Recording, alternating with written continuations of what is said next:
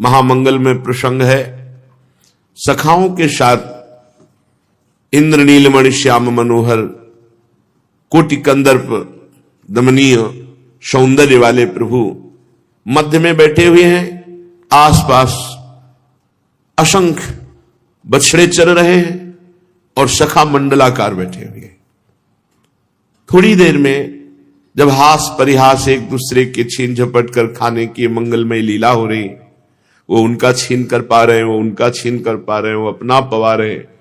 कोई कोई सखा उठ करके श्री कृष्ण के मुख में अपने मुख से छाछ डाल रहा है, बहुत मीठी कन्हैया, इधर इशारा। ये ब्रह्मा जी हंस पर चढ़े देख रहे, कैसा पर ब्रह्म परमात्मा है। ये गोप बालक अपनी जूठन खवा रहे हैं और ये बड़े आनंदित होकर खा रहा है। इनकी कोई ऐश्वर्यमयी लीला देखनी चाहिए। भगवान है तो ऐश्वर्यमयी लीला देखनी चाहिए। सब बछड़ों का अपहरण कर लिया और ब्रह्मलोक में योग निद्रा में सुला दिया। सखाओं ने कहा कन्हैया बछड़े नहीं दिखाई दे रहे, तो कहा आप पाओ सब, मैं अभी। तो हाथ में दही भात कक और अंगुलियों में नींबू आंवले आदि का अचार, फेंट में सिंगी और बंशी, पीतांबर धारण किए हुए, नीचे पीतवर्ण की धोती धारण किए हुए, मोर मुकुट, बड़ा सुंदर स्वरूप है। प्रभु बछड़ों को खोजने के लिए गए तो एक भी बछड़ा नहीं दिखाई दिया। तो लौटे, संशय तो हुआ कि इसमें कुछ दैवी बाधा है, क्योंकि बछड़े कहां चले जाएंगे। लौटे तो देखे सब पात्र और भोजन वैसे रखा, सखा सब गायब। सखा कहां जा सकते हैं। भगवान ने अपनी दिव्य दृष्टि से देखा, अच्छा ब्रह्मा तुम अपनी माया हमको दिखाना चाहते हो। उसी समय भगवान यावद वत्सप वत्सकाल्पक वपुरियात करांघ्रियादिकम यावद यष्टि विषाण वेणुदल सिग यावद विभूषांबरम यावत श्रील गुणाभिधाकृति वयो यावत विहारादिकम सर्वम विष्णुमयम गिरोंगवद जहा सर्वस्वरूपो बभौ। जितने बालक जितनी अवस्था के जैसे कपड़े पहने थे, भगवान कपड़े बन गए, भगवान छड़ी छीकी जो भी जैसा जब सब वैसे बन गए। जिसके जैसे हाथ पैर, जिसके जैसे नेत्र, जिसकी जैसी बोलचाल, छड़ियां सिंगी बांसुरी पत्ते छीके सब भगवान बन गए। उनका शील स्वभाव गुण नाम रूप अवस्था जैसी, वो खाते पीते जैसे उनको जो पसंद आता, ठीक भगवान श्री कृष्ण उस रूप में प्रकट हो गए। मानो वेदवाणी मूर्तिमान हो गई। वेदवाणी कहती है सर्वम खलमिदम ब्रह्म, सब ब्रह्म ही है।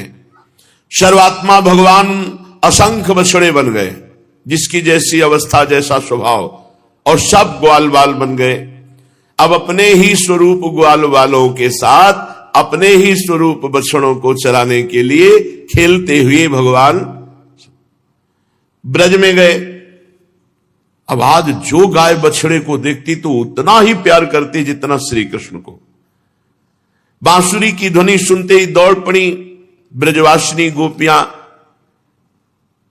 यद्यपि सब दौड़ती थी श्री कृष्ण रूप माधुरी का पान करने के लिए, पर आज आश्चर्य है, सब अपने अपने बालकों को वैसे ही प्यार कर रहे हैं, सब अपने अपने बाल, क्योंकि भगवान श्री कृष्ण ही आज ग्वाल बाल बने हुए हैं। सब उनको हृदय से लगा लेती है। वात्सल्य स्नेह से दुग्ध टपकने लगता है। परीक्षित, इस प्रकार प्रतिदिन संध्या समय भगवान श्री कृष्ण ग्वाल बालों के साथ अपने बछड़ों के स्वरूप में ब्रज में आना और प्रातः काल फिर गौएं चराने जाना। अब माताओं को जो सुख मिला, बड़े बड़े योगियों को सुख नहीं मिलता। वो सखा बने हुए सच्चिदानंद भगवान श्री कृष्ण को उपटन लगाती हैं, नहलाती हैं, चंदन का लेप करती हैं, अच्छे अच्छे वस्त्र और दोनों भौहों के बीच में ढीठ से बचाने के लिए काजल का ढिठोना लगा देती है, सुंदर सुंदर भोजन कराती है, बड़ा लाड़ प्यार करती। जो यशोदा मैया को सुख, वही हर गोपी को सुख मिल रहा है। ग्वालिनों के समान गौएं बड़े बड़े गोप चराने जाते थे। बछड़े प्रभु अपने उम्र के सखाओं के साथ चराने जाते। जब बछड़े आते तो हुंकार करके गौएं दौड़ पड़ती और बछड़ों को चाटती, क्योंकि श्री कृष्ण बछड़े बने हुए हैं। स्नेह की अधिकता से उनके दूध टपकने लगते, बछड़े पान करने लगते। हर गाय को वो सुख मिल रहा है जो यशोदा मैया को। भगवान अपने मुख से गौ का दुग्ध पी रहे हैं, बछड़ा बने हुए। किसी को यह पता नहीं कि गौओं का जो श्री कृष्ण के प्रति प्रेम था वो बछड़े के प्रति है, गोपियों का जो श्री कृष्ण के प्रति प्रेम है वो अपने पुत्रों के प्रति है। क्यों? क्योंकि स्वयं भगवान बने हुए हैं। अपने अपने बालकों के प्रति ब्रजवासियों का प्रेम प्रतिदिन बढ़ता गया। 1 वर्ष व्यतीत हो गए। श्री कृष्ण का जैसा प्रेम ब्रजवासियों में था वैसा ही बछड़े और ग्वाल वालों से है, क्योंकि सर्वात्मा भगवान स्वयं बछड़े बने हुए हैं, स्वयं ग्वाल बाल बने हुए हैं। जब 1 वर्ष पूरा होने में 5-6 रातें शेष थी तो बलराम जी ने देखा ये क्या, समस्त ब्रजवासियों का प्रेम जैसा श्री कृष्ण के प्रति वैसा ही बछड़ों के प्रति और सखाओं के प्रति। गौएं गोवर्धन की चोटी में घास चल रही थी, जो ही पास देखा नीचे की बछड़े आ रहे, रभाती हुई वात्सल्य में भरी हुई दौड़ी। गोपों ने, बड़े बड़े गोपों ने उनके मार्ग को रोका, लेकिन वो नहीं रुक सके। हुंकार करती हुई, दूध बहाती हुई, गर्दनें सिकोड़ करके, पूंछ उठा करके भागती हुई बछड़ों के पास आई और चाटने लगी, दुग्ध पिलाने लगी। गोपों ने उन्हें रोकने की चेष्टा की, पर एक उनकी ना चली। उनको बड़ा आश्चर्य हुआ कि ऐसा कभी नहीं हुआ, गायें हमारी आवाज पर रुक जाती थी, आज रोकने की चेष्टा की नहीं रुकी। अब बछड़ों में तो वो आसक्त हो गई गाय, और जब ब्रजवासी बूढ़े गोपों ने देखा बालकों को तो वैसे ही आसक्ति उनकी, वो उनको गले लगाकर ऐसा लग रहा है जैसे बहुत दिनों से मिले नहीं। कोई गोद में उठा रहा है अपने बालक को, मस्तक सूंघ रहा है, कोई हृदय से लगा रहा है, सब आनंद विह्वल। बलराम जी ये देखकर आश्चर्यचकित हो गए, क्या रहस्य है? ब्रजवासी गोप गौएं ग्वालिनों का इनकी संतान पर, जिन्होंने दूध पीना छोड़ दिया, ऐसे बालकों पर भी इतना वात्सल्य, कैसी विचित्र बात है। सर्वात्मा भगवान श्री कृष्ण में जैसा ब्रजवासियों का प्रेम है वैसा बछड़ा और सखाओं के प्रति भी। ये क्या है? किसी की माया है क्या? ये कोई देवता की माया है? नहीं नहीं, मेरे श्री कृष्ण के सामने किसी देवता की या असुरों की माया तो चल ही नहीं सकती। बलराम जी ने अपनी ज्ञान दृष्टि का प्रयोग किया, देखा साक्षात श्री कृष्ण परब्रह्म परमात्मा बछड़े बने हुए हैं और सखा बने हुए। ये तो सब श्री कृष्ण ही श्री कृष्ण है। वस्त्र, छीका, छड़ी, बंसी, सिंगी, सखा, बछड़े, सब श्री कृष्ण। ओहो, भिन्न भिन्न रूपों में केवल एक परमात्मा, क्या बात है। श्री कृष्ण बालक तो बने हुए हैं, उनके वस्त्र भी बने हुए हैं, सिंगी, रस्सी, सब। बलराम जी ने ये क्यों ऐसा प्रभु ने किया? ध्यान से देखा, अच्छा ब्रह्मा जी ने बछड़ों को और गायों को हरण कर लिया। ये बात बलराम जी जान गए। इतने में ब्रह्मा जी ब्रह्मलोक से लौट करके आए कि अब देखें श्री कृष्ण की क्या दशा है बछड़े और सखाना होने पर। ब्रह्मलोक के कालमान से एक त्रुटि हुई थी और यहां का 1 वर्ष हो गया था। त्रुटि कहते हैं कमल को लेकर ऐसे छेदो, उतने समय को त्रुटि कहते हैं। इस त्रुटि में ब्रह्मलोक में जो समय लगा, यहां मृत्युलोक का 1 वर्ष व्यतीत हो गया। आके देखा तो वैसे ही फिर भोजन लीला हो रही है, सखाओं के साथ हंसी खेल, और वैसे ही बछड़े चल रहे। ब्रह्मा जी ने सोचा कि बछड़ों को और सखाओं को तो मैंने ब्रह्मलोक में योग निद्रा में सुला दिया, फिर ये कौन है? शायद उन बछड़ों को प्रभु और सखाओं को ले आए हो, फिर ब्रह्मलोक गए, देखा वहां सो रहे बछड़े और सखा भगवान की योग निद्रा। फिर वृंदावन आए, देखा वैसे ही खेल रहे। बहुत बार ऐसा किया, अचेत होने लगे। ब्रह्मा जी की बुद्धि काम नहीं करी। मेरी माया से मोहित ग्वाल बाल और बछड़े जब ब्रह्मलोक में है तो ये कौन है? 1 साल से भगवान किनके साथ खेल रहे हैं? ब्रह्मा जी ने दोनों स्थानों पर दोनों को देखा और अपनी ज्ञान दृष्टि से देखना चाहा, पर देखने की सामर्थ्य तो श्री कृष्ण देते हैं। कौन बालक सही है, कौन माया के द्वारा रचे गए हैं, निर्णय ही नहीं कर पाए, मुग्ध हो गए, भगवान श्री कृष्ण की माया से मोहित हो गए। पर कोई भी माया भगवान श्री कृष्ण का स्पर्श नहीं कर सकती। ब्रह्मा जी बेटा है ना, भगवान के नाभि कमल से प्रकट हुए, चले थे अपने पिता श्री कृष्ण को अपनी माया से मोहित करने के लिए, किंतु मोहित करना तो दूर रहा, आजन्मा होने पर वो खुद मोहित हो गए। निर्णय नहीं कर पा रहे कि ये ब्रज में जो बालक और सखा हैं ये सही है या ब्रह्मलोक के। जिस प्रकार रात के घोर अंधकार में कोहरे के अंधकार का कोई प्रभाव नहीं होता, जिस प्रकार दिन के प्रकाश में जुगनू के प्रकाश का कोई प्रभाव नहीं होता, ऐसे ही क्षुद्र पुरुष की माया महापुरुष के ऊपर कोई प्रभाव नहीं डाल सकती। फिर भगवान तो महापुरुषों को प्रकट करने वाले हैं, वो अपना प्रभाव खो बैठे। ब्रह्मा जी विचार कर ही रहे थे, आकाश में की दृष्टि डाली पुनः तो देखा जितने बछड़े सब सजल नील, जैसे मेघ नवीन, ऐसी श्याम कांति, ललित त्रिभंगी मुरलीधर, असंख्य मुरलीधर बछड़े बने हुए, सखा बने हुए हैं श्री कृष्ण, और सब के सब बछड़े और सखा का रूप त्याग कर श्याम वर्ण पीतांबरधारी दिव्य अस्त्रों से सुसज्जित, कंठ में मनोहर वनमालाएं, वक्षास्थल पर सुनहरी वत्स रेखा, बाहों में बाजूबंद, कलाइयों में शंखाकार रत्नों से जड़े कंगन, श्री चरणों में नूपुर, कमर में करधनी, अंगुलियों में दिव्य अंगूठियां, नख से सिक तक तुलसी की मालाओं से सुशोभित भगवान श्री कृष्ण। असंख्य रूप, यही है सच्चा स्वरूप। सब रूपों में भगवान ही है। भगवान ने मुस्कुरा दिया, जी भी मुस्कुराया तो बेसुध हो रहे, ब्रह्मा जी बेसुध हो रहे। ब्रह्मा जी ने देखा कि उनके जैसे करोड़ों ब्रह्मा हर रूप की आराधना कर रहे हैं। मूर्तिमान होकर के करोड़ों ब्रह्मा हाथ जोड़े हर रूप की आराधना कर रहे हैं। अलग अलग अणिमा महिमा गरिमा आदि सिद्धियां, माया विद्या विभूतियां, महत्त्व 24 तत्व, ये सब मूर्तिमान होकर भगवान की आराधना कर रहे हैं। प्रकृति में क्षोभ उत्पन्न करने वाला काल, उसका परिणाम कारण स्वभाव, वासनाओं को जगाने वाले संस्कार, कामनाएं, कर्म, विषय, उनके फल, ये सब मूर्तिमान होकर भगवान की उपासना कर रहे हैं। भगवान की सत्ता और महत्ता के सामने सभी अपनी सत्ता और महत्ता अस्तित्व खो बैठे हैं। ब्रह्मा जी ने यह भी देखा भूत भविष्य वर्तमान त्रिकाल बाधित सत्य सच्चिदानंद सब रूप है, सब रूप स्वयं प्रकाश है, केवल अनंत है, आनंद स्वरूप है, जड़ता का किंचन मात्र स्पर्श नहीं, सब चैतन्य घन, सब के सब एक रस। यहां तक कि उपनिषद दर्शी तत्व ज्ञानियों की दृष्टि भी अनंत महिमा का पार नहीं पा सकती। ब्रह्मा जी ने एक साथ देखा कि सब के सब उन पर ब्रह्म परमात्मा श्री कृष्ण ही बने हुए हैं। फिर देखा चराचर जगत श्री कृष्ण बने हुए हैं। यह अत्यंत आश्चर्यमय दृश्य देखकर ब्रह्मा जी चकित रह गए।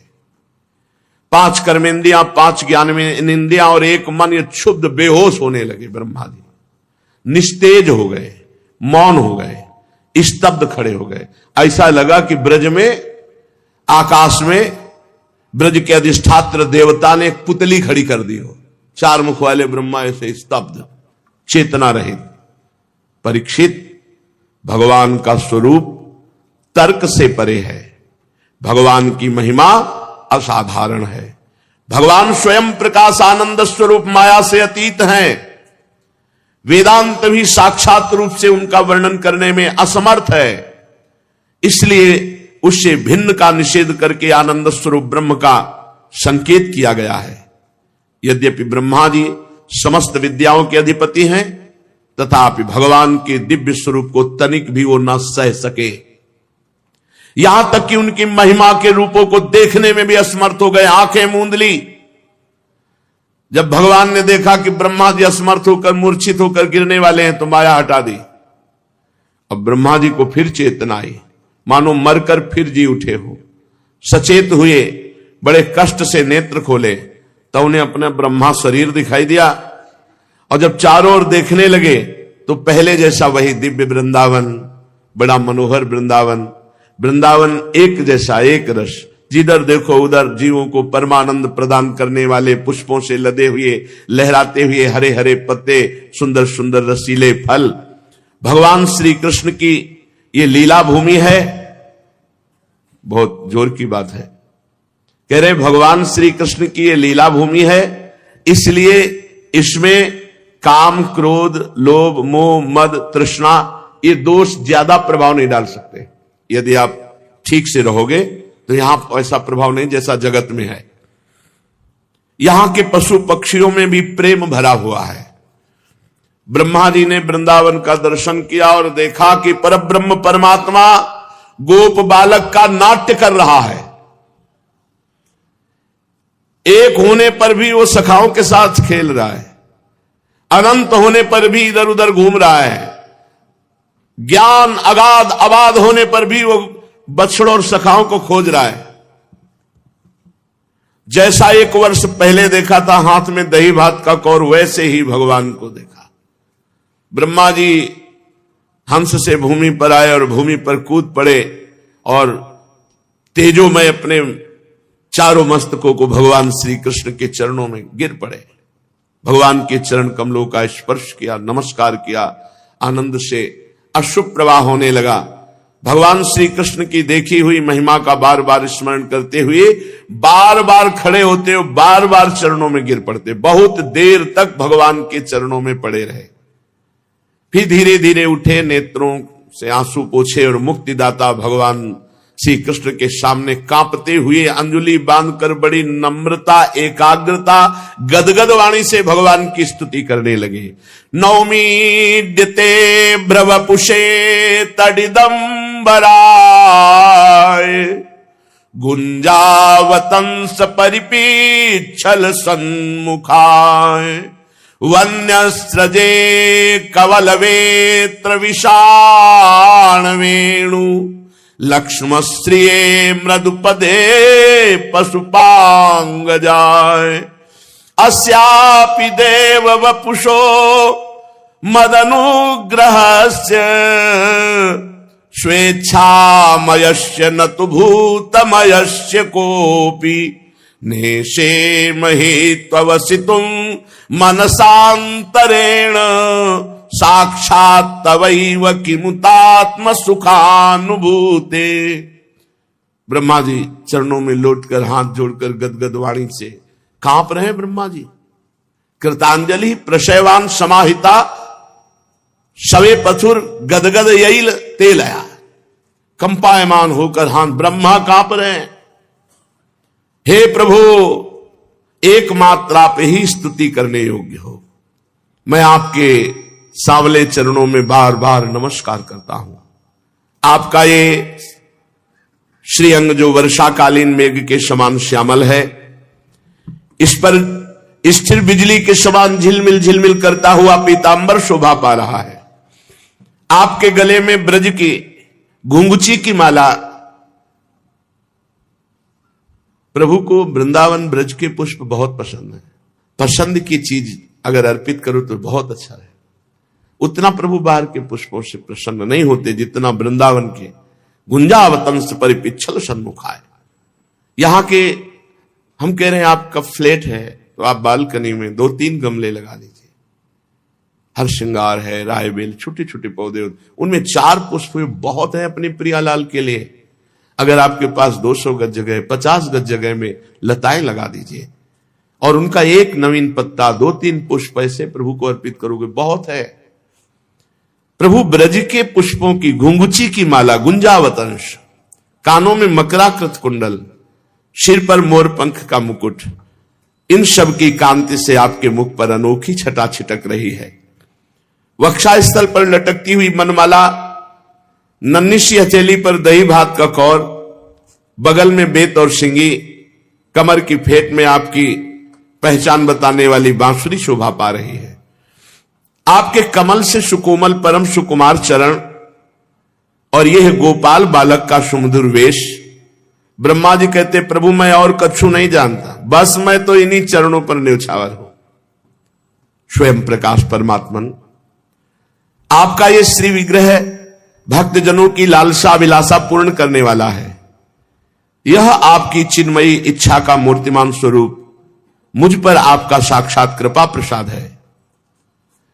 मुझे अनुग्रहित करने के लिए आपने ये लीला की है। मुझे अनुग्रहित, मुझ पर कृपा करने। कौन कहता है कि ये पंचभूतों की रचना है? पंचभूतों की रचना मैं करता हूं, मैं जानता हूं। ये अपराकृत शुद्ध सत्वमय सच्चिदानंदमय स्वरूप है आपका। मैं या बड़े से बड़ा कोई योगी समाधि लगाकर भी इस आपके सच्चिदानंद विग्रह की महिमा को नहीं जान सकता। फिर आत्मा आनंद अनुभव स्वरूप साक्षात आपकी महिमा को कोई एकाग्र मन से भी कैसे जान सकता है?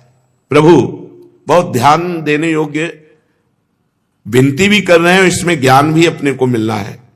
कह रहे ज्ञाने प्रयास मुदपास्य नमन्तेव जीवन्ति सन्मुखरितां भवदीय वार्तां स्थाने स्थिताः श्रुतिगतां तनुवां मनोभिर ये प्रायसो अजित जितोप्यसित तैस्त्रिलोक्याम। जो लोग ज्ञान का प्रयास ना करके अपने स्थान में स्थित रहकर भवदीय वार्ता आपके निज जन संत जनों के मुख से सत्संग सुनते रहते हैं, क्योंकि सन्मुखरिताम भवदीय वार्ताम, जो भगवत प्रेमी महात्मा होते हैं उनका व्यसन होता है भगवान की चर्चा करना, और उनके पास जो रहते हैं वो ना सुनना चाहे तो भी सुनने को मिलता है भगवान की वार्ता। जो शरीर से, वाणी से, मन से विनयावनत होकर आपके संतों के मुख से सत्संग सुनते रहते हैं, यहां तक कि सत्संग को अपना जीवन बना लेते हैं, सत्संग के बिना जी नहीं सकते। प्रभु यद्यपि आप पर त्रिलोकी में कोई कभी विजय नहीं प्राप्त कर सकता, फिर भी वे आप पर विजय प्राप्त कर लेते हैं। आप उनके प्रेम के अधीन हो जाते हैं जो आपके भगवत प्रेमी महात्माओं के मुख से आपका यश सुनते रहते हैं। कैसे? शरीर से, वाणी से और मन से विनयावनत दैन्य होकर।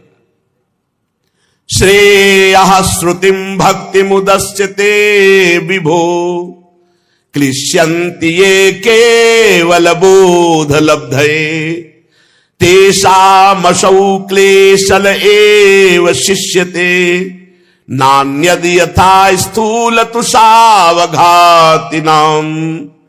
प्रभु जो सब सुख प्रदान करने वाली आपकी भक्ति है, कल्याण का मूल स्रोत है, आनंद का उद्गम स्थान है, जो आपकी भक्ति छोड़कर ज्ञान प्राप्ति के लिए श्रम उठाते हैं, दुख भोगते हैं, उनको बस क्लेश ही क्लेश हाथ लगता है और कुछ नहीं। जैसे थोथी भूसी कूटने वाले को केवल श्रम ही मिलता है, चावल नहीं। तेषामसौ क्लेशन एव शिष्यते नान्यद यथा स्थूल तुषावघातिनाम। पुरेह भूमन बहवोऽपि योगिनस् त्वदर्पितेहा निज कर्म लब्धया विबुद्ध भक्त्यैव कथोपनीतया प्रपेदिरेंजोच्युतते गतिम पराम। प्रभु मैंने देखा है इस श्लोक में पहले बहुत से योगी हो गए, और जब योग आदि के द्वारा उनको परमानंद की प्राप्ति नहीं हुई, तब उन्होंने अपने लौकिक और वैदिक समस्त कर्म आपके चरणों में समर्पित कर दिए। उन समर्पित कर्मों से और आपकी लीला कथा सुनने से, आपका नाम जप करने से आपकी उनके हृदय में भक्ति जागृत हो गई, और जब ही भक्ति जागृत हुई तो आपके स्वरूप का ज्ञान हो गया, परमानंद की प्राप्ति हो गई, परम पद की प्राप्ति कर ली।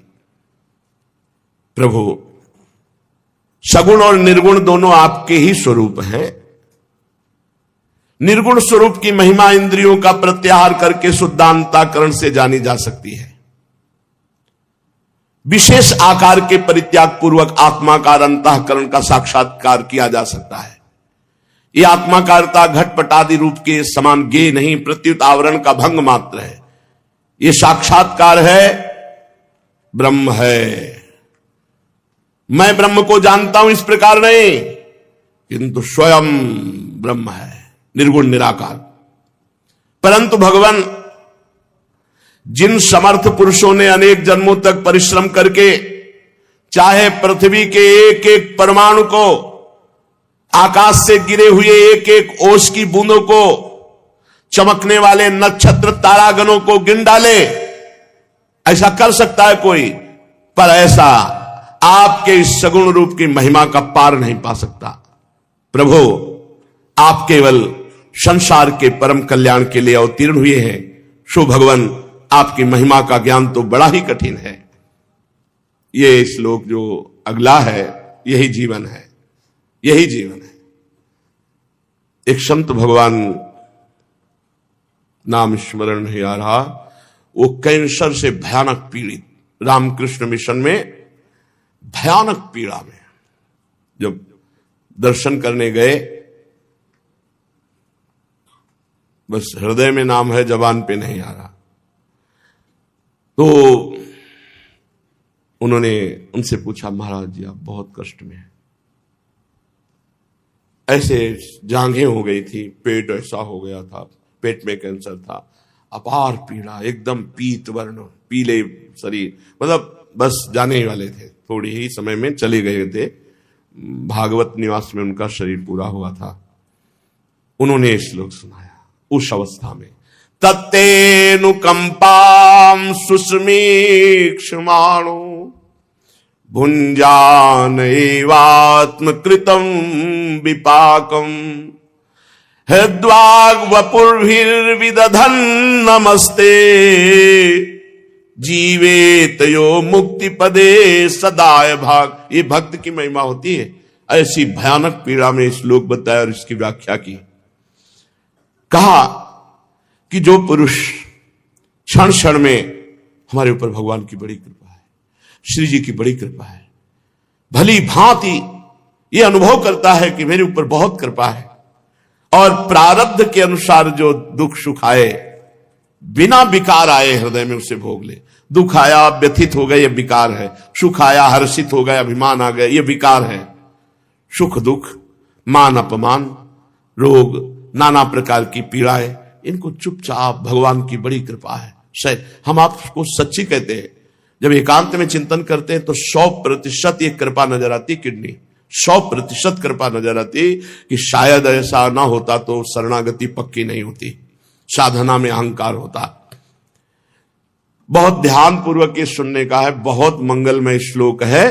तत्तेनुकंपां सुस्मीक्ष्माणो, हर बात में अपने प्रभु की कृपा देखता, बड़ी कृपा, प्रियाजू की बड़ी कृपा है। कष्ट में कराह रहे तो कह रहे तत्तेनुकंपां सुस्मीक्ष्माणो, हमें बड़ा सुख मिला था कि यही भक्त की महिमा है, यही भगवान के भजन का फल है कि अंतिम स्थिति है, भीषण कष्ट है, हिल भी नहीं सकते, और मुस्कुरा कर ऐसे के तत्तेनुकंपां, धीरे धीरे श्लोक निकल, तत्तेनुकंपां सुस्मीक्ष्माणो भुञ्जान एवात्मकृतं विपाकम् हृद्वा वपुर्भिर विदधन् नमस्ते। आहा, ये भी बात है। कह रहे हैं हृदय से बार बार, प्रभु आपकी जय हो, आपकी जय हो, प्रियाजू आपकी जय हो।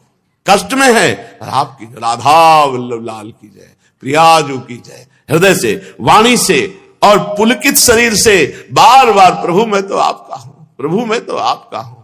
आए हुए दुख सुख को निर्विकार भाव से जो भोग लेता है, बहुत ये काम का श्लोक है, बहुत काम का श्लोक है। साधक विचलित नहीं होगा अगर इस श्लोक को समझ ले।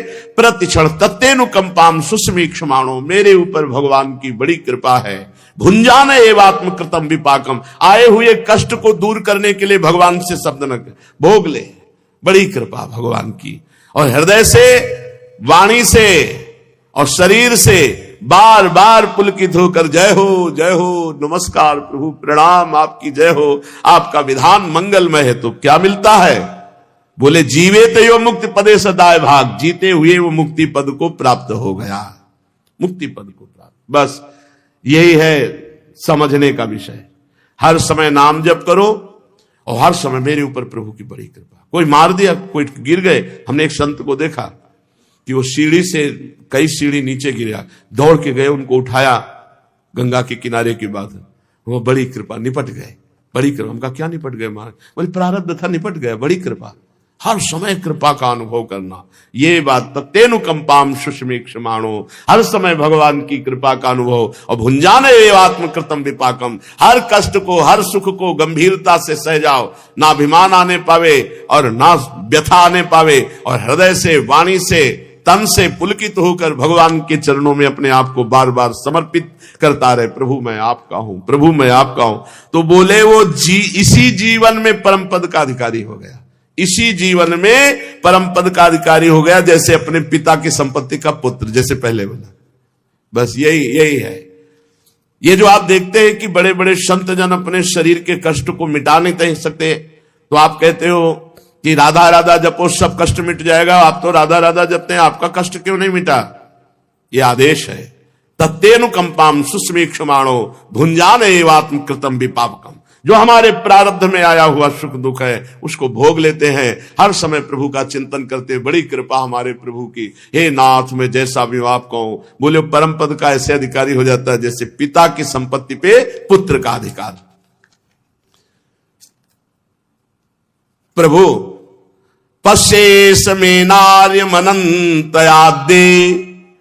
परात्मनि त्वय्यपि मायि मायिनी मायां वितत्येक्षितुमात्म वैभवम् अहम क्रिया नैच्छमिवार्चि रगंगनौ। प्रभु मेरी दृष्टता तो देखो, मेरी दृष्टता देखो। आप अनंत आदि परमात्मा पुरुष, महामहिमा मैं पुरुषोत्तम हूं। आपकी ही कृपा से मुझे सामर्थ्य मिले, मैं अपनी माया आपके ऊपर फेंक रहा था। मेरी दृष्टता, कुटिलता देखो प्रभु। मैं अपनी माया का प्रभाव दिखाकर आपको, यही होता है जब इष्ट और गुरु कृपा होती, कुछ सद्गुण कुछ महिमा आते हैं तो अपने को श्रेष्ठ समझ लेता है, और ये नहीं जानता कि जिनकी कृपा से आए उनके ऊपर हम क्या रुआब दिखाएं। ब्रह्मा जी कह रहे मेरी कुटिलता दृष्टता देखो, आपसे ही प्राप्त किया है जो कुछ प्राप्त है, और आपको ही अपना प्रभाव दिखाने चले थे। प्रभु मैं आपके सामने हूं ही क्या, एक चिंगारी हूं आपकी, आप आग की ज्वाला है। प्रभु मैं रजोगुण से उत्पन्न हुआ हूं, आपके स्वरूप को ठीक ठीक नहीं जानता, इसी से अपने को आपसे अलग संसार का स्वामी माने बैठा था।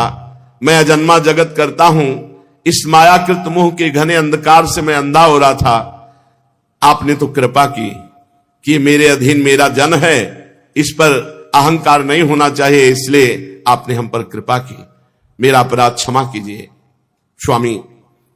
प्रकृति महातत्व अहंकार, आकाश, वायु, अग्नि, जल और पृथ्वी, ये अष्टधा प्रकृति है।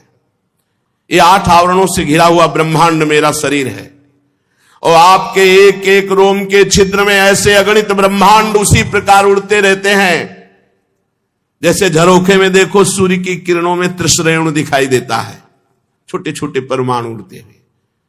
प्रभु कहां मैं अत्यंत क्षुद्र और कहां आप अनंत महिमा।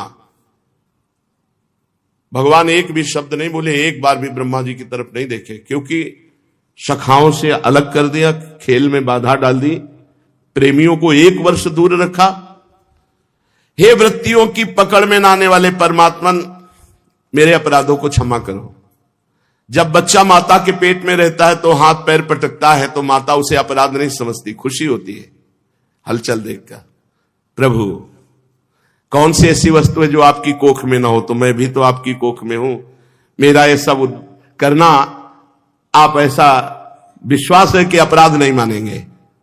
श्रुतियां कहती कि जिस समय तीनों लोकों का प्रलयकालीन जल में लय हो जाता है, उस समय आप श्री हरि के ही उदर में सब वास करते हैं, और आपकी ही नाभि कमल से मेरा जन्म होता है। ये श्रुतियों का कहना असत्य नहीं हो सकता। तब बताइए प्रभु मैं आपका पुत्र हुआ कि नहीं? प्रभु आप समस्त जीवों की आत्मा है, इसलिए आप नारायण, नार जीव अयन, आप समस्त जगत के जीवों के अधीश्वर, इसलिए आप नारायण। आप समस्त लोगों के साक्षी हैं, इसलिए नारायण। नर से उत्पन्न होने वाले जल में निवास करने के कारण जिन्हें नारायण कहा जाता है, वो नारायण आपके एक अंश हैं। भगवान यदि आपका वो विराट स्वरूप सचमुच जल में था, तो मैं 100 दिव्य वर्ष तक कमल नाल पकड़कर उतरता रहा, मुझे क्यों नहीं मिला? और जब तपस्या की तो मेरे हृदय में ही प्रकाशित हो गया और फिर पुनः अंतर ध्यान हो गया, पुनः दर्शन में नहीं आया। माया का नाश करने वाले प्रभु, दूर की बात कौन करे, अभी इसी अवतार में आपने बाहर दिखने वाले जगत को अपने में दिखा दिया। जब माता आपको दुग्ध पान करा रही थी तब दिखा दिया, जब रज के लिए डांट रही थी कि मिट्टी खाई तब आपने मुंह खोलकर दिखा दिया। प्रभु, इस संपूर्ण विश्व आपके उदर में विराजमान है। उस दिन की बात जाने दीजिए, आज ही लीजिए। क्या आज आपने मेरे सामने अपने अतिरिक्त संपूर्ण विश्व को अपनी माया का खेल नहीं दिखाया? आप अकेले, फिर संपूर्ण ग्वाल बाल, बछड़े, छड़ी, छीके, बंसी, सिंगी सब आप बन गए। उसके बाद मैंने देखा कि आप सब ऐश्वर्य रूप हो गए, और उसके बाद देखा कि मैं ब्रह्मा, महादेव आदि सब तत्व उनकी सेवा कर रहे हैं। आपने अलग अलग उतने ही ब्रह्मांडों का रूप धारण किया, परंतु अब आप केवल अपरिमित अद्वितीय ब्रह्म रूप से ही शेष है। जो लोग अज्ञान के कारण आपके स्वरूप को नहीं जानते, उन्हीं को आप प्रकृति में स्थित जीव के रूप में प्रतीत होते हैं। उन पर अपनी माया का पर्दा डाल करके सृष्टि के समय मेरे ब्रह्मा, पालन के समय विष्णु और लय के समय, संहार के समय भगवान महादेव का रूप आप धारण करते हैं। प्रभु, आप सारे जगत के स्वामी और विधाता हैं। अजन्मा होने पर भी आप देवता, ऋषि, मनुष्य, पशु, पक्षी, जलचर आदि योनियों में अवतार ग्रहण करते हैं, इसलिए कि इन रूपों के द्वारा दुष्ट पुरुषों का घमंड तोड़ दे और संत पुरुषों पर कृपा करें। आप अनंत परमात्मा और योगेश्वर हैं। जिस समय आप अपनी योग माया का विस्तार करें, उस समय त्रिलोकी में कौन ऐसा ज्ञानी है जो जान सके कि आप कब, कहां, किस लिए, क्या करना चाहते हैं। इसलिए नाथ, ये संपूर्ण जगत जो दिख रहा है, ये ऐसा नहीं है, यह सत्य है। आप ही आप सत्य है। आप परमानंद स्वरूप, परम ज्ञान स्वरूप, अनंत हैं। ये माया की आकृतियां सत्य नहीं है, इनमें जो विराजमान परमात्मा है वो सत्य है। प्रभु, आप एकमात्र सत्य हैं, क्योंकि आप सबकी आत्मा हैं। आप पुराण पुरुष होने के कारण समस्त जन्मादि विकारों से रहित है। आप स्वयं प्रकाश है। देश काल वस्तु ये सब पर प्रकाश है। आप स्वयं प्रकाश है, इनके प्रकाशक है। आप अविनाशी नित्य कारण है। आपका आनंद खंडित है। आप में ना तो किसी प्रकार का मल है और ना अभाव है। आप पूर्ण है, एक हैं। समस्त उपाधियों से मुक्त होने के कारण आप अमृत स्वरूप है, और यही स्वरूप समस्त जीवों का अपना स्वरूप है। ये बात, जो भगवान का स्वरूप है वही समस्त जीवों का स्वरूप है। कैसे प्राप्त होता है ये स्वरूप? गुरु रूप सूर्य से उनकी आराधना करके तत्व ज्ञान रूपी दिव्य दृष्टि प्राप्त होने पर फिर ये रूप नहीं देखते, फिर तत्व देखता है। इस झूठे संसार सागर को पार कर जाते हैं। हे प्रभु, जो पुरुष परमात्मा को आत्मा के रूप में नहीं जानते, वह अज्ञान के कारण नाना रूपों में प्रपंच में फंसकर दुर्गति को प्राप्त होते हैं। जो भगवान का स्वरूप वही जीव का स्वरूप, ये बिल्कुल परम सत्य है। बिल्कुल इसमें कोई संशय नहीं। बहुत से शास्त्रों का स्वाध्याय करके और इस मार्ग पे चल के, और ब्रह्मा जी बोल रहे हैं, जैसे रस्सी का भ्रम तब तक बना रहता है, रस्सी का भ्रम क्या है? सांप, जब तक उस पर प्रकाश ना पड़े, ऐसे ही जड़ चेतन के रूप का भ्रम बना रहता है जब तक ज्ञान का प्रकाश हो। जहां ज्ञान हुआ, बहुनाम जन्मनावंते ज्ञानवान माम प्रपद्यते वासुदेवा सर्वमित सा महात्मा शुद्ध। जहां ज्ञान हुआ तो अब रस्सी दिखाई दी, सांप नहीं। खत्म भय। संसार भय देने वाला तब तक है जब तक सब में भगवान नहीं दिखाई दे रहे। प्रभु, ये बंधन और मोक्ष दोनों अज्ञान है। बिल्कुल सत्य है। बंधन हुआ ही नहीं तो मोक्ष किस बात का? बस जानकारी करनी है, यही जानकारी करनी है। जड़ चैतन्य ग्रंथ पढ़ गई और यद्यपि मृषा छूटत कचरे। तो इसमें कह रहे हैं अज्ञान संज्ञौ भवबंध मोक्षौ दो नाम नान्योस्तु ऋतज्ञ भावात्। बंधन अज्ञान है तो मोक्ष ये भी अज्ञान है। कैसे कोई मानेगा? अगर शास्त्र पढ़े नहीं है तो समझ में नहीं आएगा। अज्ञान संज्ञौ भवबंध मोक्षौ दो नाम नान्यो स्थिरितज्ञ भावात। जब गांठ ही नहीं पड़ी तो खुलना भी तो झूठा हुआ, जब बंधा ही नहीं तो मोक्ष भी तो झूठा हुआ। वेदांत का श्रवण नहीं हुआ, मनन नहीं हुआ, चला नहीं तो इस बात को अज्ञान संज्ञौ भवबंध मोक्षौ जे ही जाने जग जाए हेराई जागे जथा स्वप्न भ्रम जाई। जग जाओ, कोई काम क्रोध लोभ मोह मद मत्सर आप में नहीं है, न थे न रहेंगे, ये अंतःकरण धर्म में है। तुम इसके साक्षी दिव्य चैतन्य घन निर्मल थे, निर्मल हो, निर्मल रहोगे। पर यही ज्ञान होना है। कोई नहीं बंधन है, न कोई मोक्ष है। यद्यपि मृषा छूटती कठिन है। अज्ञान संगो भवबंध मोक्षो दो नाम नान्यो स्थिति तक बड़ा अमृतमय शब्द है। अजस्ट चित्त्यात्मन केवले परे विचार माणे तरड़वावी वाहनी। बहुत सुंदर, बहुत सुंदर। ये तरड़ावी वाहनी अजस्ट चित्त्यात्मन केवले परे। भगवान, ये संसार का बंधन और मोक्ष दोनों नाम अज्ञान से ही कल्पित है। वही जीवन बंधन और जीवन मुक्तता, देखो यही प्रमाण दे दिया। वास्तव में ये दोनों अज्ञान ही है। यही बात जब बाबा ने कही थी तो बड़ा आश्चर्य हुआ था कि जीवन मुक्तता तो अज्ञान निवृत्ति के बाद होता है। जीवन मुक्त हो गए तो बोले बंधे थे क्या? बोले नहीं, तो भी मोक्ष किस बात का हुआ? जब तुम बंधे ही नहीं थे तो मोक्ष किस, छूटे किस बात से? तुम्हारा बंधन जैसे झूठा था ऐसे छूटना भी झूठा था। तुम पहले ही निर्विकार चिदानंद स्वरूप। वास्तव में दोनों नाम अज्ञान के ही है, बंधन और मोक्ष। सत्य और ज्ञान स्वरूप आत्मस्वरूप में न बंधन है न मोक्ष है, कभी बंधा ही नहीं। अरे थोड़ा सा अपने स्वरूप का ज्ञान हो जाए तो अभी आनंद आ जाए, साक्षी भाव में आते ही आनंद आ जाए। पर मानसिक के इस पिंड को अपना स्वरूप माने हुए इसी में सारे विकार हैं, इसलिए हाय हाय मचा हुआ है। जैसे सूर्य में दिन रात है क्या? जहां सूर्य है वहां दिन रात का भेद नहीं, वो तो प्रकाश ही प्रकाश है। गए तो रात हो गई और आए तो दिन हो गया। और वो कहीं सूर्य कभी अस्त थोड़ी होते हैं, वो तो लोकालोक पर्वत है। वो इतना बड़ा पर्वत है कि सूर्य जैसे जैसे सामने, कहीं कहीं एकांतिक में बता रहे थे 13 घंटा का केवल मतलब सूर्य का प्रकाश होता है, कहीं कुछ घंटे का ऐसा बता रहे थे ना कि हाँ बता 20 घंटे रात्रि होती, 4 घंटे केवल दिन होता है। अपने यहां तो बहुत बढ़िया सौभाग्य कि हर ऋतु हर आनंद रात्रि दिन का बड़ा है।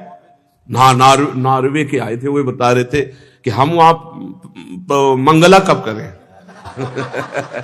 वो हमसे पूछ रहे थे कि मंगला कब करें।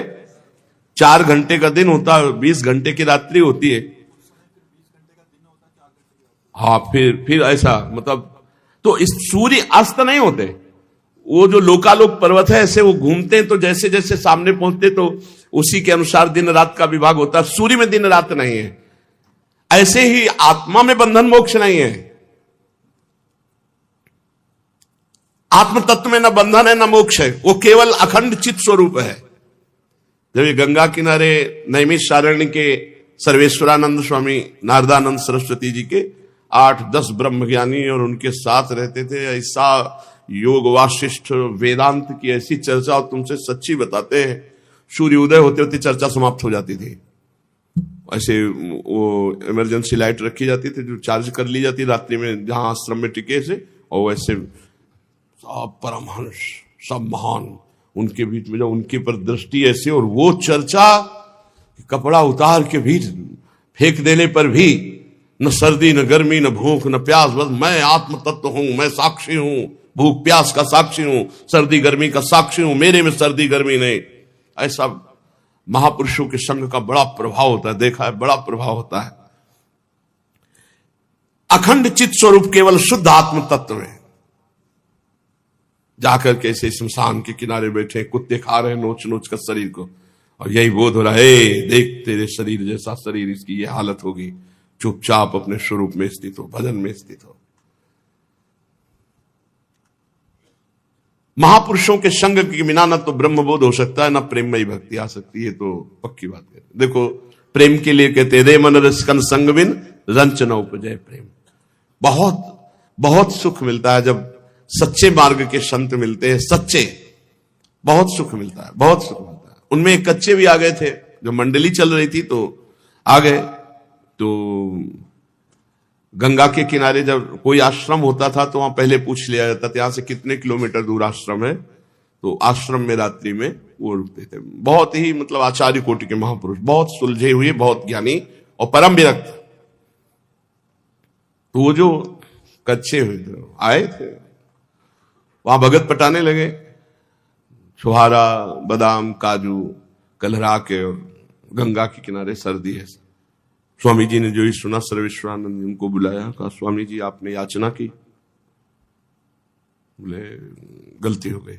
बोले नहीं, हमारे सामने 500 रुपया निकाल दे। एक डॉक्टर साहब रहते थे, वो पैसा रखते थे, 500 रुपया निकाल। स्वामी जी आप किसी सवारी से आप चले जाइए, आप हमारे, हम लोग आपके योग्य नहीं है। ऐसी प्रवीणता थी, हम लोग आपके योग्य नहीं, आप चले जाइए। बड़ी मृदुता से बाहर कर दे। जितने हो सब बिल्कुल ठोस परमहंस। ये चीज अखंड चित स्वरूप केवल तुम शुद्ध आत्म तत्व हो, न तेरे में बंधन है, न मोक्ष है, न विकार है। जैसे प्रातःकालीन नवीन नवीन ऐसे अमृतमय शब्द पढ़ते तो आग लगती है एकदम, कैसे मैं इस स्वरूप में स्थित हूं। अरे मेरा ही स्वरूप में स्थित क्या होना है, मैं ही हूं। समझना समझना। अब वो बार बार समझ को काटता विषय चिंतन, संसार का राग, बार बार ये चिंतन विषय राग और संसार राग को काटता, यही युद्ध है। भगवान कितने आश्चर्य की बात है कि आप है हमारी आत्मा और हम आपको पराया मानते हैं, और शरीर है पराया, इनको अपनी आत्मा मानता हूं। बिल्कुल ठीक यही बात है, यही बात है। इन पराये शरीरों को जो प्रकृति से बने हुए हैं, इनको मैं अपना मानता हूं मैं, और जो आप हमारी आत्मा है आपको पराया मानता हूं। कैसी बुद्धि बदल गई। आप है हमारी आत्मा, आपको मानते हैं हम पराये, और शरीर है पराये, हम इनको मानते हैं आत्मा। और इसके बाद आपको ढूंढने लगते, खोजने लगते, कहां मिलोगे आप? यहां है। हे अनंत, आप तो सबके अंतःकरण में विराजमान है। कल एक प्रश्न आया एकांतिक में, क्या मंदिर जो लोग नहीं जाते तो उनकी भक्ति नहीं है क्या? क्या मंदिर जाना अनिवार्य है? देखो, मंदिर हमारी आस्था का केंद्र है। जो मंदिर में प्रभु वही सबके हृदय मंदिर में है। अगर मंदिर में केवल प्रभु माने और सबके हृदय में जो विराजमान प्रभु है उनका अनादर करे तो कभी भगवत प्राप्ति नहीं हो सकती। और कभी मंदिर न गया हो, सबके हृदय में भगवान की भावना करे, निश्चित भगवत प्राप्ति हो जाएगी। हमारी आस्था का केंद्र है मंदिर, वहां से हम शुरुआत करते हैं और फिर जड़ चैतन्य सब जगह मंदिर की भावना करते हैं। जड़ चेतन जग जीव जत सकल राम मैं जानी, बंदों सबके पद कमल सदा जोरी जुग पानी। मंदिर में जाके बैठे, दो से दर्शन किए और फिर आकर के इधर राग द्वेष कुछ नहीं होने वाला। देख लो, करके देख लो। ये भगवान कपिल देव जी की वाणी है कि जो मंदिर में श्री विग्रह में अच्छे अच्छे पदार्थों की अर्चा करता है, लेकिन बाहर में सबके हृदय में आत्मस्वरूप से विराजमान हूं, उनका अपमान करता है, द्रोह करता है, उसकी की हुई पूजा ऐसी है जैसे राख में किया हुआ हवन। वही ब्रह्मा जी कह रहे। कितने आश्चर्य की बात है कि आप है अपनी आत्मा, पर लोग आपको पराया मान बैठते हैं, और शरीर आदि हैं पराये, किंतु उनको आत्मा मान बैठते हैं। इसके बाद आपको ढूंढने लगते हैं संसार में। भला अज्ञानी जीवों को बाहर ढूंढने से कभी परमात्मा मिला है? हे अनंत, आप सबके अंतःकरण में विराजमान है। इसलिए संत लोग बाहर कहीं नहीं ढूंढते, अपने हृदय में ढूंढते। यद्यपि रस्सी में सांप नहीं है, पर जब तक रस्सी में प्रकाश नहीं पड़ेगा, रस्सी नहीं दिखाई देगी, तब तक सांप का भय बना रहेगा। ऐसे ही यद्यप सर्वत्र परमात्मा ही परमात्मा है, जब तक ज्ञान नहीं होगा तब तक राग द्वेष भय निद्रा मोह, ये सब उद्विग्नता शोध जन्म मृत्यु सब बवाल चलता रहेगा। अपने भक्त जनों के हृदय में स्वयं स्फुरित होने वाले भगवान आपके ज्ञान का स्वरूप और महिमा ऐसी है, यह अज्ञान कल्पित जगत का नाश हो जाता है। हमें तो इतना जरूर लगता है कि थोड़ा ज्ञान तो होना चाहिए, भक्त में इतना ज्ञान तो होना चाहिए कि शरीर और शरीर संबंधियों के राग और शरीर इंद्रियों के भोगों में अश्रद्धा, इतना ज्ञान तो होना। अगर इतना ज्ञान नहीं है तो फिर बातें भक्ति की होंगी और क्रियाएं सब वही होंगी, संसारिक, रंग नहीं आएगा। ज्ञान तो होना चाहिए, बिना ज्ञान के भक्ति विकल है। वृंदावन में ही ज्ञान और वैराग्य के बिना भक्ति दुखी है, तभी तो देवर्षि नारद जी ने पुष्ट किया ज्ञान और वैराग्य को। जो पुरुष आपके युगल चरण कमलों का तनिक सा भी कृपा प्रसाद प्राप्त कर लेता है, वही आपके सच्चिदानंदमयी महिमा के तत्व को जान सकता है, जो आपकी आराधना करता है। दूसरा कोई ज्ञान वैराग्य आदि साधन रूप प्रयत्न से बहुत काल तक कितना भी अनुसंधान करता रहे, वो आपकी महिमा का यथार्थ ज्ञान प्राप्त नहीं कर सकता। अब इस श्लोक में जैसे पीछे कहा, ज्ञान और वैराग्य की आवश्यकता है, तभी भक्ति रंग लाती है। अब इसमें कह रहे अगर भक्ति नहीं है तो ज्ञान और वैराग्य से केवल आप तत्व का अनुसंधान करते रहिए, अनुभव नहीं होगा। देखो बहुत ध्यान से सुनो, जो पुरुष आपके युगल चरण कमलों की आराधना करके कृपा प्रसाद प्राप्त कर लेता है, आपका अनुग्रह प्राप्त कर लेता है, वही आपकी सच्चिदानंदमयी महिमा का तत्व जान सकता है। और यदि आपके चरणों की आराधना न हो तो केवल ज्ञान वैराग्य आदि साधन रूप प्रयत्न से बहुत काल तक कितना अनुसंधान करे पर यथार्थ ज्ञान प्राप्त नहीं हो सकता। इसलिए भगवान मुझे इस जन्म में या दूसरे जन्म में या किसी पक्षी पशु आदि के जन्म में ऐसा सौभाग्य दे कि मैं आपके दासों का दास हो जाऊं, आपके दासों का दास बन जाऊं। तदस्तु में नाथ सबूरि भागो भवेत्र वान्यत्र तु वा तिरश्चाम ये ना हमें कोपि भवज्जनानाम भूत्वा निसेवे तव पाद पल्लवम। अहो धन्या ब्रजगो रमण्यः स्तन्यामृतं पीतमतीव ते मुदा यासां विभो वत्स तरात्मजात्मना यत्तृप्तयेद्यापि न चालमध्वरा। अहो भाग्यम नंद गोप ब्रजौकशाम यनमित्रम परमानंदम पूर्णम ब्रह्म सनातनम। प्रभु मुझे इसी जन्म में या किसी दूसरे जन्म में पशु पक्षी किसी भी पर मुझे ऐसा सौभाग्य प्राप्त हो कि आपके प्रेमी भक्तों का दास बन जाऊं। ब्रह्मा जी मांग रहे, क्योंकि आपके प्रेमी भक्तों की दासता स्वीकार करने से भगवान आपसे प्रेम हो जाता है, आपके चरण कमलों की सेवा का भाव जागृत हो जाता है। स्वामी मैं देखता हूं जगत के बड़े से बड़े यज्ञ सृष्टि के प्रारंभ से लेकर आज तक आपको कभी तृप्त नहीं कर पाए, पर ब्रज की गायें ग्वालिने और ये जब इनका दुग्धपान प्रभु आप बड़े उमंग से पिए।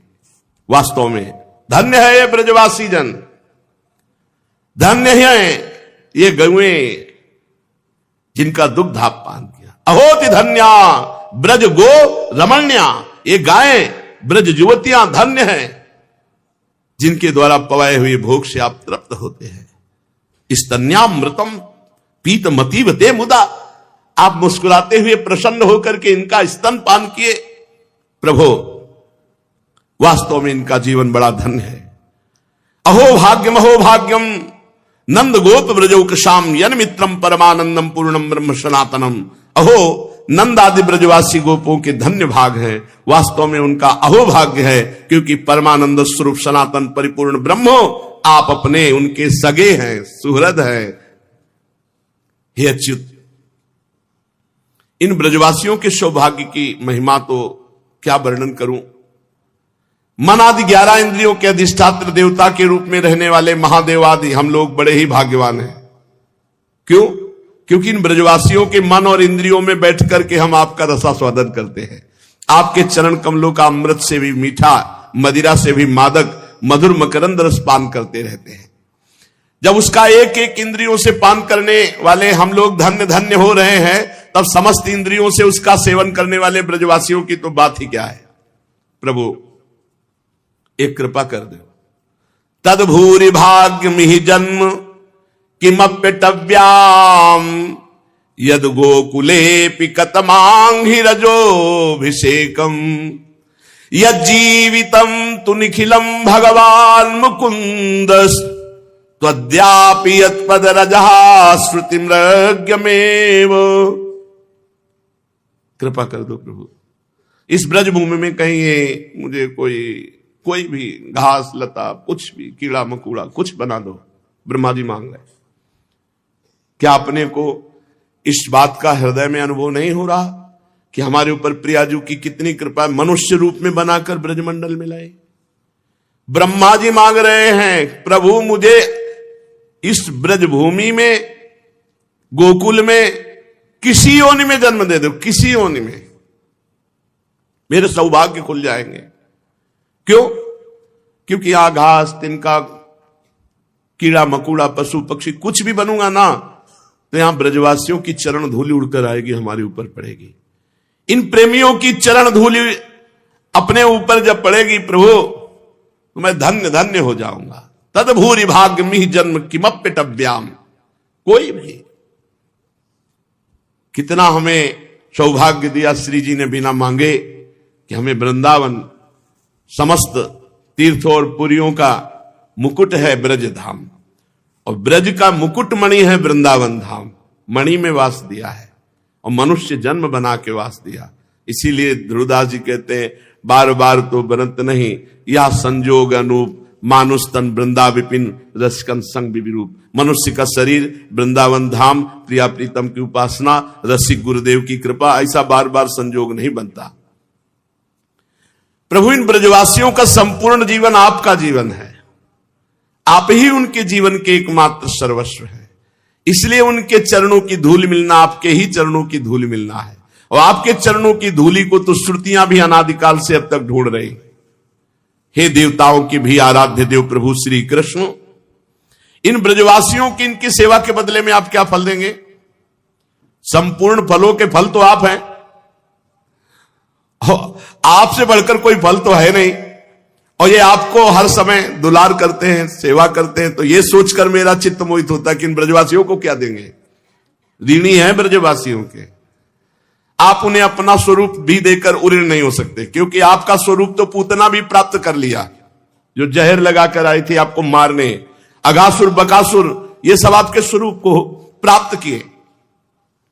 जिस पूतना का केवल वेश ही था स्त्री का, साध्वी का, महान हृदय क्रूर राक्षसी, प्रभु उसको महान पदवी दे दी। तो इन ब्रजवासियों को या उन भक्तों को जिन्होंने अपना घर छोड़ा, धन छोड़ा, स्वजन छोड़ा, प्रिय शरीर, रिश्ते, नाते, प्राण, मन सब कुछ आपके चरणों में अर्पित कर दिया, उनको क्या देंगे? ये परम पद तो उनको दे दिया जो जहर पिलाने आए थे, जो मारने आए थे। बात समझो, जिन्होंने अपना घर परिवार सब सुख छोड़कर भगवान के नाम रूप लीला धाम में, भगवान उनकी ऋणी रहते हैं। सच्चिदानंद श्याम सुंदर ये राग द्वेष आदि द्वेष चोरों के समान सर्वस्व अपहरण करते रहते हैं, तभी तक ये घर और घर के रिश्ते नातेदार तभी तक कैद की तरह बंधनों में रखते हैं जब तक जीव आपका भक्त नहीं बन जाता, आपका नहीं हो जाता। तब तक मोह पैर की बेड़ियों की तरह जकड़े रखता है। तावद रागादयास तेनास तावत कारागृहम गृहम तावन मोहोंघ्रि निगडो यावत कृष्ण न ते जनाहा। जब तक आपका जन नहीं हो जाता तब तक ये राग द्वेष चोरी करते रहते हैं सुकृतों की। तब तक घर के संबंधी रिश्ते नाते एक कैद की तरह बंधन में रखते हैं। तब तक मोह पैर की बेड़ियों की तरह जकड़े रखता है जब तक जीव आपका भक्त नहीं बन जाता। यावत कृष्ण न ते जनाहा प्रपंचम निष्प्रपंचोपि विडंबयसि भूतले प्रपन्न जनतानंद संदोहम प्रथितुम प्रभो। प्रभो आप विश्व के बखेड़े से सर्वथा रहित है, फिर भी अपने शरणागत भक्त जनों के अनंत आनंद वितरण करने के लिए पृथ्वी में अवतार लेकर विश्व के समान ही लीला विलास का विस्तार करते हैं। मेरे स्वामी, बहुत कहने की आवश्यकता नहीं, जो लोग आपकी महिमा जानते हुए जानते रहे, मेरे मन, वाणी और शरीर तो आपकी महिमा जानने में सर्वथा असमर्थ है, ऐसा ब्रह्मा जी बोले। हे सच्चिदानंद श्री कृष्ण, आप सबके साक्षी हैं, इसलिए आप सब कुछ जानते हैं। आप समस्त जगत के स्वामी हैं, ये संपूर्ण प्रपंच आप में स्थित है। आपसे मैं और क्या कहूं, बस एक बात कहता हूं, आप मुझे स्वीकार कर लो और मुझे अपने लोक में जाने की आज्ञा दीजिए। सबके मन प्राण को अपनी रूप माधुर्य से आकर्षित करने वाले श्याम सुंदर, आप यदुवंश रूपी कमल को विकसित करने वाले सूर्य हैं। प्रभु, पृथ्वी, देवता, ब्राह्मण, पशु रूप समुद्र की अभिवृद्धि करने वाले चंद्रमा भी आप ही हैं। आप पाखंडियों के धर्म रूप रात्रि का घोर अंधकार नष्ट करने के लिए सूर्य और चंद्रमा दोनों के समान है। पृथ्वी पर रहने वाले राक्षसों को नष्ट करने वाले आप चंद्रमा, सूर्य आदि समस्त देवताओं के भी परम पूजनीय है। हे भगवान, मैं अपने जीवन भर महाकल्प पर्यंत केवल आपको नमस्कार ही करता रहूं।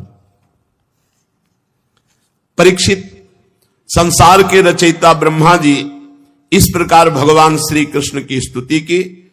इसके बाद 3 परिक्रमा की, जो गलत है। भगवान श्री कृष्ण की 4 परिक्रमा होती। इत्यभिष्टूय भूमानम त्रिह परिक्रम्य पादयो। भगवान न बोले न देखे तो इतना घबरा गए कि 3 बार परिक्रमा की और नत्वाभीष्टम जगत धाता स्वधाम प्रत्यपद्यत। ब्रह्मलोक को भगवान ने एक भी शब्द नहीं बोला, क्योंकि सखाओं को और बछड़ों को 1 वर्ष तक वियोग दिलाया ना। ब्रह्मा जी ने बछड़ों और ग्वाल बालों को पहले स्थान में पहुंचा दिया। भगवान श्री कृष्ण ने देखा कि ब्रह्मा जी स्तुति करके विदा ले, बस वैसे बछड़ों को लेकर यमुना जी के पावन पुलिन पर आए और सखाओं के साथ खेलने लगे। अपने जीवन सर्वस्व प्राण वल्लभ श्री कृष्ण के वियोग में यद्यपि 1 वर्ष व्यतीत हो गया था, पर योग माया के कारण ऐसा अनुभव नहीं हुआ। जगत के सभी जीव उसी माया से मोहित होकर शास्त्र और गुरुजनों के बार बार समझाने पर भी अपने प्रभु को निरंतर भूले हुए हैं। ये माया ऐसी है ही कि जीव को भुला करके भगवत स्मरण से रहित करके प्रपंच का स्मरण। देखते ही सखाओं ने कहा, भैया कन्हैया स्वागत है, स्वागत है। बड़ी देर लगा दी बछड़े लाने में, अभी तक हमने एक कवल नहीं पाया। ये 1 वर्ष हो गए और ये वर्तमान की घटना देख रहे हैं। आओ आनंद से भोजन करो। हंसते हुए भगवान ने कहा, हा। फिर भोजन पाया, फिर अगासुर का ढांचा दिखाया। 1 वर्ष में सूख कर पूरा गुफा हो गया था। श्री कृष्ण के सिर पर मोर पंख का मनोहर मुकुट है, घुंघराले बाल, सुंदर अद्भुत सुगंध। बरह प्रसून नवधातु विचित्रितांग प्रोद्दाम वेणुदल श्रृंगरवोत्सवाढ्य वत्सान गृणन्ननुग गीत पवित्र कीर्ति गोपी द्रगत सवदृशी प्रविवेश गोष्ठम अद्यानेन महाव्यालो यशोदानंद सूनुना हतोविता वयम चास्मादिति बाला ब्रजे जगुहु। मोर का मुकुट, घुंघराले बाल, सुंदर पुष्प गुथे हुए, नई नई रंगीन धातुओं से श्याम शरीर पर चित्रकारी सखाओं ने की। ऊंचे स्वर से वंशी वादन करते हुए ब्रज की तरफ आ रहे, घर की तरफ आ रहे। पीछे पीछे ग्वाल बाल भगवान की लोक पावन कीर्ति का गान करते हैं। कभी कभी भगवान बछड़ों का नाम लेके पुकारते तो हुंकार करते हुए भागते हुए आ रहे। मार्ग के दोनों ओर गोपियां खड़ी हैं, तिरछे नेत्रों से भगवान देखकर सबको आनंद प्रदान कर रहे हैं। इस प्रकार भगवान गोष्ठ में प्रवेश किया और ब्रज में आकर बालकों ने बताया कि कन्हैया भैया ने अगासुर को मारा है 1 वर्ष बाद, क्योंकि 1 वर्ष ब्रह्मा की शैया में रहे। तो समझे परीक्षित, 1 वर्ष बाद क्यों ब्रजवासी बालकों ने आके बताया, क्योंकि 1 वर्ष बाद ही उनको चेतना आई। संसार के सभी प्राणी अपनी आत्मा से प्रेम करते हैं। पुत्र, धन या परिवार से इसलिए प्रेम करते हैं कि अपनी आत्मा के सुख के लिए मानते हैं। इसलिए सबसे प्रिय वस्तु है जगत में आत्मा, और ये आत्मा की आत्मा है श्री कृष्ण। यही हमारे जीवन, यही हमारी श्वासें, यही हमारे प्राण हैं, यही हमारे सर्वस्व हैं। जो देह को आत्मा मानते हैं, शरीर से इतना प्रेम करते हैं, वो और किसी से प्रेम नहीं करते। अपने शरीर पे बाधा आ जाए तो अपने पुत्र, अपने परिवार को भी नष्ट कर सकते हैं। इसलिए पता चलता है कि शरीर मैं नहीं हूं, शरीर मेरा एक ढांचा है, इसमें जो आत्मा है वो मैं हूं। जीव को इस संदर्भ में विचार करना चाहिए। नहीं, जितने पापाचरण होते हैं अपने को शरीर मानकर होते हैं। अपनी आत्मा से बढ़कर और कोई प्यारा नहीं है। देखो ना, जब वो अंतर्ध्यान हो जाती तो शरीर को जला देते हो, चाहे कितना भी प्यारा संबंधी हो। चराचर जगत में सबसे प्यारा है अपनी आत्मा, और वो आत्मा कौन है? परमात्मा श्री कृष्ण। इन श्री कृष्ण को ही तुम सब आत्माओं का आत्मा समझो। संसार के कल्याण के लिए ये नर देह धारण कर लीला कर रहे हैं। जो लोग भगवान श्री कृष्ण के वास्तविक स्वरूप को जानते हैं, वो ये जानते हैं कि चराचर जगत श्री कृष्ण ही है। मत्ता परतरम नान्यत किंचिदस्ति धनंजय, श्री कृष्ण के अतिरिक्त कुछ भी नहीं है। जिन्होंने पुण्य कीर्ति भगवान श्री कृष्ण के पद पल्लव की नौका का आश्रय ले लिया, और जो संत महापुरुषों को अपना सर्वस्व मानते हैं, उनको इस संसार समुद्र से पार होना कोई कठिन बात नहीं। जैसे गाय के बछड़े को ऐसे जब चलाओ तो जो खुर बन जाता है, उस खुर के पानी को नांगने में कोई परेशानी नहीं। ऐसे जो भगवान के चरणारविंद का आश्रय और संतों को सर्वस्व मानते हैं, निश्चित उनका कल्याण हो जाता है। यह विपत्तियों का निवास स्थान संसार उसे विपत्ति नहीं दे देता। जो सत्संग और भगवान का नाम चिंतन और भगवान का आश्रय। परीक्षित, तुमने पूछा था भगवान के 5वें वर्ष की लीला ग्वाल बालों ने 6ठे वर्ष में कैसे कही, उसका सारा रहस्य मैंने तुमने बता दिया।